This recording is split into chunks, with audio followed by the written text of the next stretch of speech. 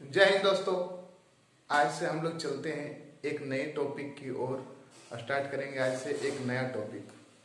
इस टॉपिक का नाम है रासायनिक अभिक्रिया एवं समीकरण। इस टॉपिक में बेसिकली हम लोग अभिक्रिया के बारे में पढ़ेंगे, तरह तरह के अभिक्रिया के बारे में। इस वीडियो के माध्यम से हम दो रिएक्शन के बारे में बताएंगे। पहला नंबर रिएक्शन है संयोजन अभिक्रिया और दूसरा नंबर रिएक्शन है वियोजन अभिक्रिया। संयोजन अभिक्रिया और वियोजन अभिक्रिया से कंपटीशन का एग्जाम में बहुत सारा क्वेश्चन देखा गया है। यहाँ से खास करके सीडीएस का एग्जाम में यहाँ से क्वेश्चन पूछा जाता है। और आप यदि क्लास 10 के छात्र हैं तो आपसे भी यहाँ पर ऑब्जेक्टिव क्वेश्चन में यहाँ से क्वेश्चन पूछा जाएगा। तो ध्यान से देखिएगा इस वीडियो को और समझने का प्रयास कीजिएगा। देखिए, रिएक्शन जानने से पहले 2-3 टर्म के बारे में पहले अच्छा से आप लोग समझ लीजिए। जैसे कि अभिकारक क्या होता है, उत्पाद क्या होता है, तो समझते हैं एक एग्जाम्पल के माध्यम से। हम लोग दो को पदार्थ ले लेते हैं ए और बी। जब ए और बी को आपस में मिलाते हैं ना तो एगो नया चीज बनता है और वो नया चीज है मेरा A B. A plus B को मिलाए तो एगो नया चीज बना ए बी। जो बना है ना उसको बोलते हैं उत्पाद। जो बना है वो उत्पाद। और जो जो चीज इसमें भाग लिया है मतलब अभिक्रिया किया है उसी को बोलते हैं अभिकारक। मतलब अभिक्रिया करने वाला क्या कहलाता है, अभिकारक। और अभिक्रिया के फल स्वरूप जो हमको मिला है उसे बोलते हैं हम लोग उत्पाद। तो अभिकारक रहता है जो अभिक्रिया करता है और अभिक्रिया के फल स्वरूप जो नया चीज बनता है उसे बोलते हैं उत्पाद। अगर यदि यह सबको एक साथ मिला देंगे, ये सब यहां से लेकर के अभिकारक और उत्पाद को सबको एक साथ मिला देंगे तो यह मेरा हो जाएगा रासायनिक समीकरण। जब पूरा को मिला देंगे तो ये मेरा रासायनिक समीकरण हो जाएगा। अभिकारक, उत्पाद और रासायनिक समीकरण समझ गए होंगे। चलिए अब स्टार्ट करते हैं संयोजन अभिक्रिया। संयोजन अभिक्रिया में क्या होता है, दो या दो से अधिक पदार्थ, दो या दो से ज्यादा भी हो सकता है, दो या दो से अधिक पदार्थ मिलकर के एक कल उत्पाद बनाते हैं। मतलब एक वो चीज बनाता है। बेसिकली ये एग्जाम्पल तो आप कनेक्ट कर सकते हैं शादी से। एग्जाम्पल के यहाँ पर क्या कुछ लिख सकते हैं, शादी से कनेक्ट कर सकते हैं। क्योंकि देखिए शादी में क्या होता है, दो को भाग लेता है, एगो लड़का लेता है एगो लड़की। फल स्वरूप एगो बनता है, जैसे कि बच्चा हो जाता है। उसी को क्या बोलते हैं, रासायनिक समीकरण। रासायनिक समीकरण का सबसे परफेक्ट एग्जाम्पल है शादी। तो देखते हैं इसमें और सारा क्या क्या अभिक्रिया के फलस्वरूप बनता है। जैसे कि जल में क्या बनता है, हाइड्रोजन का 2 अणु और ऑक्सीजन का 2 अणु मिल करके बनता है जल। H2 प्लस O2 मिलाकर H2O होता है। अब देखिए हम लोग क्या बोलते हैं, कार्बन डाइऑक्साइड कैसे बनता है। कार्बन डाइऑक्साइड आप लोग देखे होंगे प्रैक्टिकल में करके देखेंगे, सुने होंगे तो पता चल गया होगा। खसा दिया होगा और कपा भी दिया होगा अंदर से पूरा। देखिए आप लोग जो कोयला जलाते हैं ना, वह कोयला के जलाने के फल स्वरूप जो धुआं उठता है ऊपर तरफ, और वह धुआं हमारे लिए हानिकारक होता है। और वही धुआं होता है कार्बन डाइऑक्साइड। चाहे आप कोयला जलाइए, चाहे आप लकड़ी जलाइए या फिर कच्चा पात जलाइए, ये सब में होता है कार्बन डाइऑक्साइड होता है। तो C प्लस O2 मिलकर क्या होता है, CO2। और तीसरा नंबर एग्जाम्पल देखते हैं कैल्शियम ऑक्साइड। कैल्शियम ऑक्साइड को हम अगर यदि जल के साथ अभिक्रिया कर देंगे तो कैल्शियम हाइड्रो ऑक्साइड बन जाएगा। यहाँ पर आप तीनों एग्जाम्पल में देख सकते हैं कि दो गो तत्व मिलकर के एगो यौगिक बनाया है। दो गो तत्व मिलकर क्या बनाया है, एगो यौगिक। देखिए पहला नंबर में H2 प्लस O2, दो गो तत्व है मिलकर के एगो यौगिक बना दिया है। C प्लस O2 बराबर क्या होगा, CO2। इठो भी एगो यौगिक है।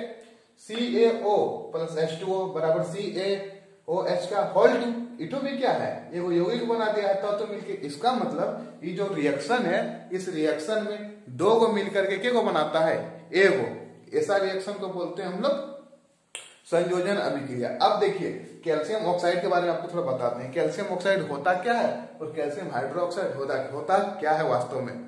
कैल्शियम ऑक्साइड तो आप लोग देखे हैं, अब कहाँ देखे होंगे बताते हैं। आप लोग जब चूना लाए होंगे बोरा वाला, वो जो चूना जो रहता है ना बोरा वाला, वही बेसिकली कैल्शियम ऑक्साइड होता है। जो पोतते हैं पानी मिला के बाद में, चाहे मंदिर सब पचौड़ा करने से पहले उस सब का एक बार पेंट करके मारा जाता है, वही होता है कैल्शियम ऑक्साइड, वो जो है ना पाउडर ठहराता है कैल्शियम ऑक्साइड, और जब हम पाउडर के अंदर जब पानी दे देते हैं, पानी दे के एकदम एक्वस सॉल्यूशन मतलब घोर कर देते हैं उसको, वही होता है कैल्शियम हाइड्रोक्साइड। यह कैल्शियम हाइड्रोक्साइड है ना, जब इसको पोत देते हैं पूरा अच्छा से दीवार में तो यह चमकने लगता है। चमकने के बाद वो पपड़ी रूप ले लेता है। तो उतना पपड़ी रूप के बारे में जानना नहीं है अभी, सिर्फ जान लीजिए पपड़ी रूप ले लेता है। वो जो पपड़ी वाला रूप आता है ना, वो आता है कैल्शियम कार्बोनेट, उसी को हम लोग संगमरमर भी बोलते हैं। तो यहाँ से देखिए कैल्शियम ऑक्साइड क्या है, कैल्शियम ऑक्साइड को हम लोग बोलते हैं बिना बुझा हुआ चूना। तो 10th क्लास का आपको यदि छात्र है तो ये क्वेश्चन तो 1 नंबर में आ सकता है कि बिना बुझा हुआ चूना का सूत्र क्या है, तो कैल्शियम ऑक्साइड लिख दीजिएगा। अभी तो बिना बुझा हुआ चूना माने बिना पानी, माने क्या, ये तो बिना पानी का चूना है, ये तो पानी का चूना है। तो बुझा हुआ चूना का कैल्शियम हाइड्रोक्साइड CaOH का (2) और संगमरमर का क्या बोले CaCO3, ये तो थोड़ा बाद में आएंगे हम। तो संयोजन अभिक्रिया समझ गए होंगे क्या होता है, 2 या 2 से अधिक मिलकर के एक बनाता है। जैसे कि एग्जांपल ये शादी में सेम होता है, लड़का और लड़की दोनों शादी करके एक बच्चा का निर्माण करता है। जो शादी किया वो हो गया अभिकारक, जो बच्चा पैदा हुआ वो हो गया उत्पाद। ठीक है, तो आइए वियोजन अभिक्रिया में क्या होता है, एगो पदार्थ टूट करके 2 या 2 से ज्यादा पदार्थ का निर्माण करता है। बेसिकली यह डिवोर्स का तरह है। डिवोर्स देखिए, डिवोर्स में क्या होता है, पति पत्नी झगड़ लेता है, झगड़ने के बाद क्या होता है, अलग हो जाता है। मतलब पहले एक था, एक होने के बाद क्या हो गया, अलग हो गया, अलग अलग अपना रास्ता चल गया। तो एक से क्या हुआ, 2 हो गया। तो यह रिएक्शन जो है ना डिवोर्स का तरह है, डिवोर्स करा देगा तुरंत, वही है वियोजन अभिक्रिया। सब तो डिफिनेशन आप लोग समझ गए होंगे। आइए कुछ एग्जांपल के माध्यम से समझते हैं। जैसे कि आयरन सल्फेट को जब हम लोग तोड़ेंगे तो Fe2O3 बनेगा प्लस SO2 प्लस SO3 निकलेगा। देखिए ये वाला जो है ना SO2 और SO3 जो है ना, ये सब गैस है, यही सब गैस बाहर निकलता है। सीडीएस एग्जाम में एक बार क्वेश्चन ही पूछा था, जब आयरन सल्फेट को या फिर फेरस सल्फेट को हम गर्म करेंगे तो उसके फलस्वरूप कौन कौन सा गैस बाहर निकलेगा। ऑप्शन नंबर ए में था SO2, ऑप्शन नंबर बी में था SO3 और ऑप्शन नंबर सी में था SO2 एंड SO3 बोथ, मैंने दोनों, और डी में था इनमें से कोई नहीं। तो जो पढ़ा होगा, जो जानता होगा वो मारा होगा SO2 और SO3 sulphur dioxide and sulphur trioxide. अब देखिए कैल्शियम कार्बोनेट को बोलते हैं संगमरमर। यहाँ पर इसका फॉर्मूला भी लिख दिए हैं। कैल्शियम कार्बोनेट को जब इसको भी जब गर्म करेंगे तो क्या निकलेगा, calcium oxide plus CO2 gas बाहर निकलेगा।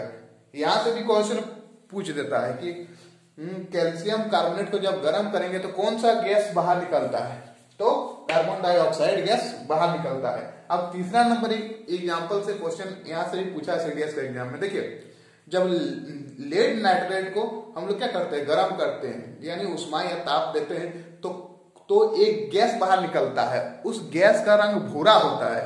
तो बताइए वह कौन सा गैस है, तो उसमें था NO2। इसका राइट आंसर होगा NO2। मतलब क्वेश्चन को घुमा दिया। अगर यदि 10th क्लास में आप लोग पढ़ते हैं तो सीधा क्वेश्चन यहां से पूछेगा, जब लेड नाइट्रेट को गर्म करते हैं तो कौन सा गैस बाहर निकलता है, तो गैस का नाम होता है नाइट्रोजन डाइऑक्साइड यानी कि NO2।